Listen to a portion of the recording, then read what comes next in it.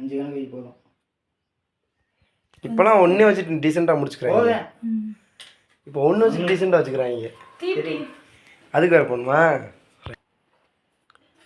மதே நீ என்ன மாதிரி உன்னைய பிறந்தநாள் பேபி, எனக்கு உன்னைய கூப்பிட வேண்டியதா இருக்கு. ஒன்னே கூட போகணும். சித்தி மாமா